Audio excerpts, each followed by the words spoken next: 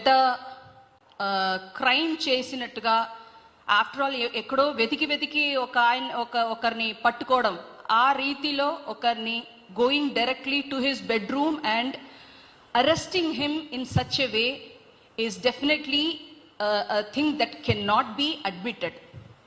ఇది న్యాయం కాదు. And I feel the reason why I have called the press is, I feel definitely there is a very strong conspiracy. అంటే తెలుగులో చెప్పాలంటే గూఢాలోచన, కరెక్టేనా ఆ పదం?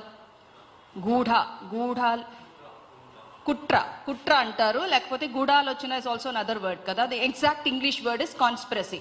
తమిళ్లో சொல்லணும்னா ஒரு சதி, which is definitely being planned before to bring such a bad name for Mr. Allu Arjun sir. This is what I wanted to put forth here. Because first thing I would like to mention is, ఏ సెక్షన్లో ఆయన్ని arrest చేశారు? Section 105 of భారతీయ న్యాయ సంహిత, section 105. I have to read out this. Section 105 actually states, ఏం చెప్తుంది section అంటే, culpable homicide not amounting to murder if act by which the death is caused is done with intention of causing death. ఈ section ఎట్లా applicable అవుతుందండి?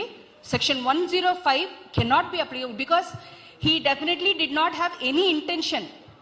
ఒకరిని మోసం చేయాలి, లేకపోతే to cause some death intentionally అనేది it cannot be accepted. So section 105 of BNS cannot be applied on this charge.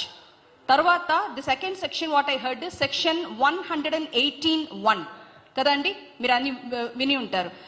I will read out section 118(1).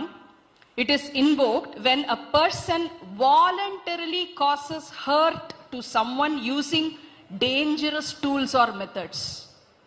ఇక్కడ ఏం తప్పు చేశారు అర్జున్ గారు అనేది is my first question.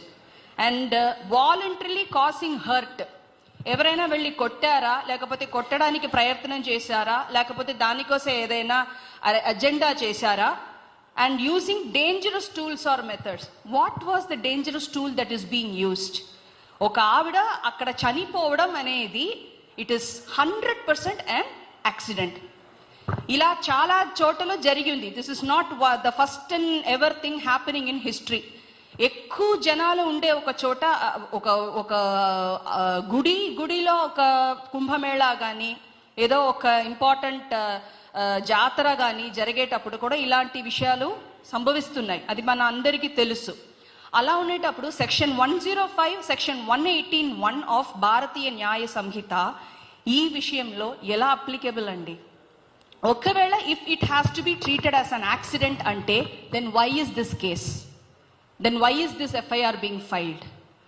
My question or my opinion on this is,